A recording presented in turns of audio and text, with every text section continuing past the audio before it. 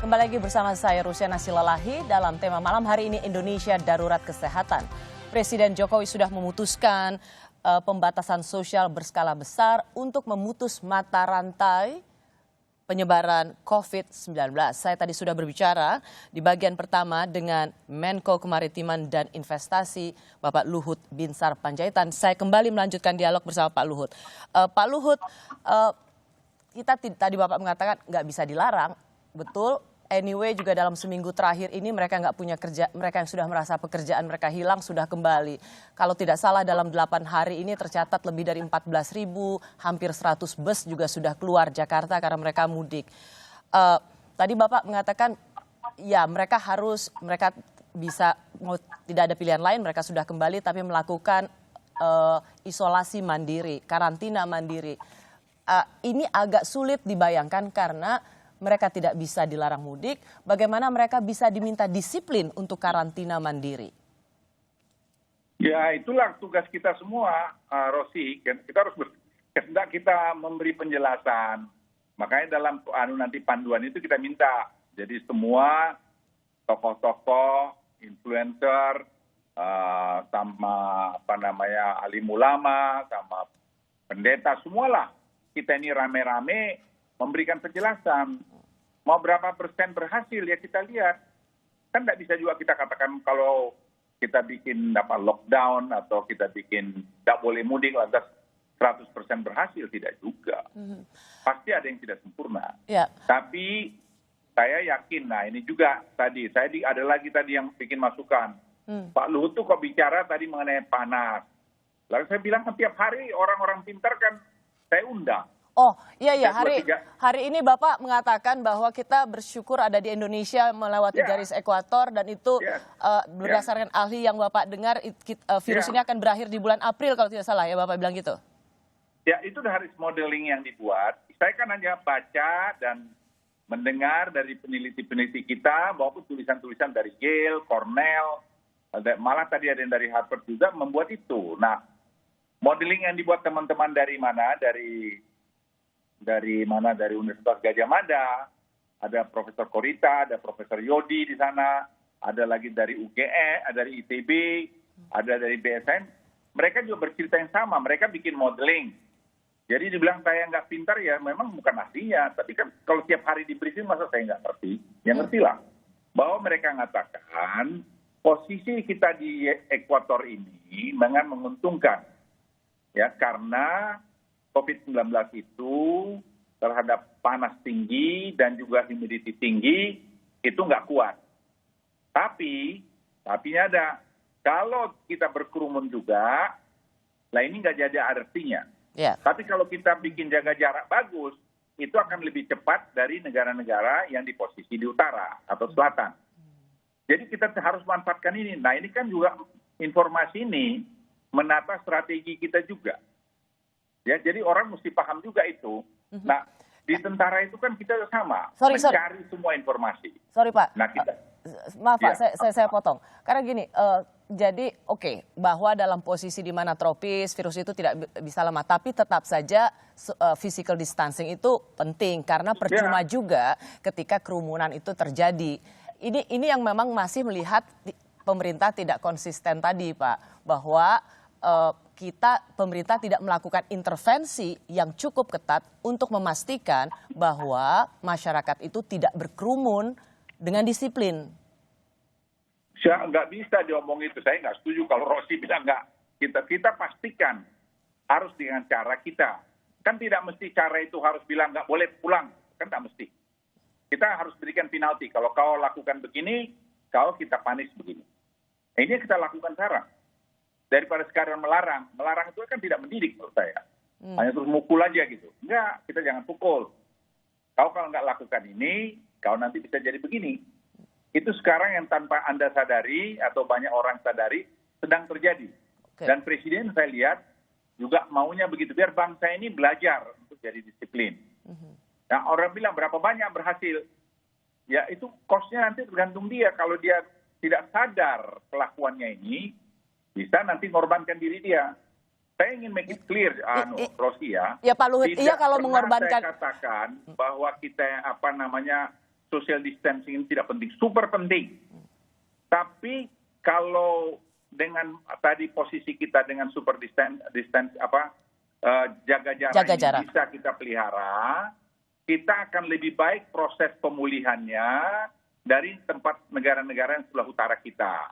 Atau penularannya relatif bisa lebih terkontrol.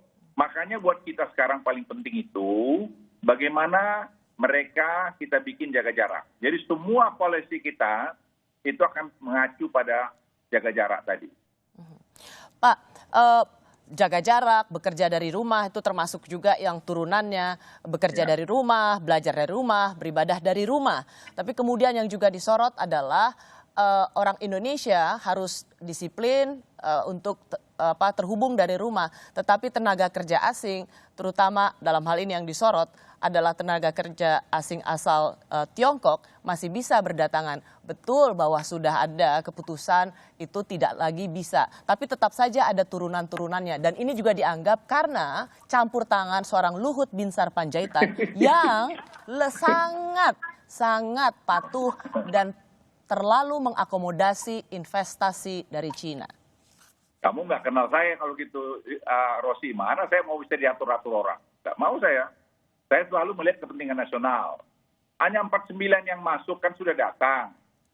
Nah, kok kita itu ribut, mereka itu lagi di karantina, kok sekarang mungkin karantinanya sudah selesai, saya nggak tahu. Nggak ada. Saya hanya meluruskan berita, karena sama juga ditwist juga oleh media beritanya. Nah, oleh Menteri Kumham, kita duduk diluruskan berita itu. Nggak ada yang salah di situ. Saya juga nggak belain, ngapain saya bela-bela yang nggak perlu. Tapi yang saya ingin sampaikan, kalau sekarang ada tenaga kerja masuk yang sudah melalui proses, karena sudah ada aturannya itu, Permen 7 kalau nggak keliru dari Kumham. Orang dari negara yang sudah mengeluarkan sertifikat bahwa dia aman, ditambah lagi karantina 14 hari, masuk ke Indonesia, karantina 14 hari, kita butuhkan dia kerja, kita bisa lakukan. Dan baru satu kali dilakukan yang 49 orang itu yang di Kendari.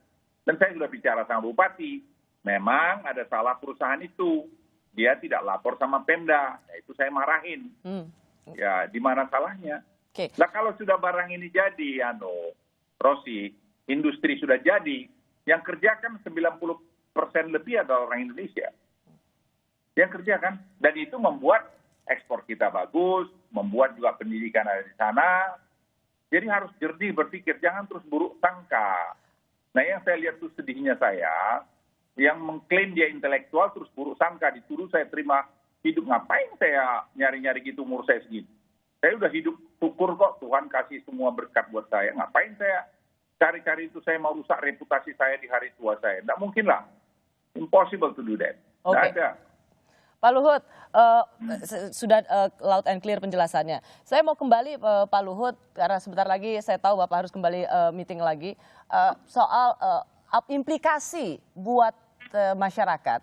Ketika memang status pembatasan sosial berskala besar itu diakan oleh Menteri Kesehatan, apakah betul bahwa kemudian situasi yang akan kita lihat semua transportasi publik, kendaraan-kendaraan umum, kendaraan-kendaraan pribadi dari Jakarta, keluar Jakarta tidak diizinkan? Nggak pernah kita bilang nggak diizinkan, tapi tadi, ya kalau kau mau naik sepeda motor sendiri, ya naik aja sendiri sana. Naik mobil ya kan? sendiri? Kalau kau mau naik mobil sendiri, silakan aja kan, kos kau mahal. Nanti mungkin kita pikirkan lagi disusun nih sekarang. Mungkin kita bikin tolnya lebih mahal supaya kau jangan pergi. Nah, kau masuk lagi karantina di sana. Kita lagi bikin semua ini sekarang. Tadi Pak Ridwan masih, pas saya telepon mau mulai ini, lagi bikin Pak ini, nanti malam saya laporin hasilnya. Udah mulai kelihatan bentuknya. Gitu. Nanti kita minta tanggapan penduduk lagi, teman-teman. Apa yang perlu diperbaikin lagi. Kan begitu prosesnya. Jadi semua itu berjalan lah. Kami berbuat yang terbaik lah. Nah, saya ingin sentuh sedikit, Rosi, sebelum nanti mau terakhir. Ya, apa kita itu? selalu bicara mengenai ekonomi kita, kalau saya kaitkan. Nah, di keliling saya ini kan banyak anak-anak yang pintar-pintar ekonom. Ya, saya juga kan bekas pengusaha. Jadi saya ngerti lah barang ini. 80% hampir ya, kita itu domestic consumption. Artinya, ekonomi kita itu digerakkan dari domestic consumption tadi. Dan itu kekuatan kita yang tanpa kita sadari. Makanya, tadi jaring pengamat sosial itu jalan, sampai di bawah itu kan perputaran ekonomi juga. Tadi apa namanya itu garment industry convert jadi membuat protective suit. Itu juga tadi kan membuat ekonomi kita jalan. Tapi mau 100% semua tercapai kan tidak bisa juga. Tapi kita mencoba mengurangi dampak daripada COVID-19 ini kepada kesehatan dan kepada ekonomi kita. Jadi kita lihat equilibriumnya lah. Yeah. Kita coba itu. Nah, jadi saya titip juga pada teman-teman, ayo daripada hanya ngeritik-ngeritik yang teman-teman lain ngoceh yang nggak jelas, jadilah relawan. Sekarang sudah 15.000 lebih relawan. Ya, relawan. Ada lagi yang untuk relawan medik, tenaga medis, itu sudah 2.529. Di Amerika sekarang, mereka lagi mobilisasi, tadi saya baru dari teman saya di New York, orang-orang yang sudah pensiun diajak. Ayo, mari kita membantu. Okay. Karena tidak mungkin mereka juga sendiri. Nah, kita masih kekurangan APD. Saya kira dalam minggu ini kita sudah tidak akan ada kekurangan lagi akhir minggu ini. Sudah datang banyak sekali. Nah, ini saya titip semua. Ayo kita kerja sama-sama. Kerja dengan hati. Ini kesempatan kita menunjukkan satu bangsa besar. Kau mau berpolitik, mau jadi apa, nantilah. Jangan ini kau gunakan untuk kepentingan politik. Kasihan. Kamu sebenarnya berdosa juga kalau kau berpikir begitu, karena tanpa kau tapi kan kalau orang kritik kan belum tentu juga alasannya politis dong, Pak Luhut. Bukan saya mengimbau, karena kalau membuat sekarang ini kan semua sensitif dan mempengaruhi pikiran masyarakat kita. Kalau masyarakat kita terpengaruh karena berita-berita tidak baik, itu kan tidak benar juga. Jadi saya titip itu kepada teman-teman, ayo, dan saya juga sangat bangga dan terharu, hormat saya pada teman-teman yang kerja, yang relawan yang ada di Wisma Atlet sana. Itu ada berapa ratus orang, gantian. Nggak ngomong, nggak komentar. Itu mereka kerja. Itu saya pikir lebih saya hormati daripada orang sekedar yang memberikan ngoceh yang nggak jelas gitu loh. Saya hanya titip itu. Kalau Anda misalnya ada yang nggak jelas apa, saya juga buka kok, silahkan datang. Saya orang terbuka. Ya kalau saya salah, saya akan kasih salah. Tapi kalau nggak salah ya, jangan asal ngomong aja, kan gitu. Tadi ada yang ngeritik saya karena jangan terlalu serius. Di SK itu yang ngeritik, jangan terlalu serius. Iya. Jadi kalau menurut Bapak, mereka yang kritik itu bukan kritik yang konstruktif buat memberikan masukan yang baik, lebih pada ngoceh kalau menurut Pak Luhut ya? Ya banyak, ada yang memberikan kritik dengan konstruktif, kita harus akui. Tapi ada juga menurut saya asal bunyi aja. Ya saya maaf ini, seperti tadi surat edaran itu, rekomendasi itu. Saya tanya sekarang pada yang boleh dia datang ke saya. Ayo, kalau dia juga memang datang, saya mau tanya di mananya yang salah. Dia twist berita itu. Itu yang menurut saya tidak adil, gitu, nggak fair, gitu. Kita mengklaim kita ini sebagai bangsa besar, tapi tidak begitu. Nah, saya juga sebagai mungkin kalau boleh bilang penutup, sekali lagi Presiden itu selalu mewanti-wanti kami supaya semua program jaring pengaman sosial itu betul-betul sampai ke bawah. Dan sampai kepada orang yang tepat. Supaya apa? Mereka terkurangi beban kesulitan mereka. Maaf ya, Rosi. Saya kadang-kadang lihat Presiden begitu, saya melihat beliau kemarin masih memakamkan ibunya, terus malamnya sudah ikut G20. Itu bukan gampang. Ya. Kita apresiasi itu. Coba berkaca sendiri semua pada diri kita. Jadi, saya ingin katakan semua ini bekerja dengan hati, teamwork yang baik. Kalau kami ada kurang lebih, ya kami juga manusia. Silakan aja diberitahu, tapi jangan terus destruktif menurut saya. Karena di situasi yang memang sangat tidak normal ini, ketika semua dunia mengalami, yang juga kita butuhkan adalah decisive decision dan keputusan yang memang sangat tegas. Ini decisive loh. Decisive betul. Ya, jadi jangan bilang decisive harus plan-plan karantina, harus seperti India. Yang mungkin masukan yang penting juga Pak Luhut adalah pentingnya ada policy yang terintegrated supaya publik tidak bingung. Karena sering sekali ada pengumuman, kemudian diklarifikasi, ada kebijakan yang kemudian direvisi. Saya rasa sekarang... Sorry Rosi, saya interrupt Anda. Tidak ada yang tidak terintegrasi. Orang yang mentwist berita itu. Saya kritik itu. Tidak ada yang tidak terintegrasi. Semua kami bikin terintegrasi dengan baik. Misalnya, saya beritahu pada semua pejabat eselon 1 di perhubungan. kalian menyiapkan opsi-opsi yang mungkin terjadi. Oke, Pak Luhut, begini, nggak apa-apa, tapi contoh hari ini saja, juru bicara Presiden bilang boleh mudik, tapi kemudian diklarifikasi oleh Mensesnek Pratikno, mengatakan bukan boleh mudik, dihimbau tidak mudik. Seruan-seruan itu kan ada, Pak Luhut. Jadi ada. itu yang saya maksud, penting ada perlunya juga. Kalau kau masuk surga, apa? Ya beri lurus.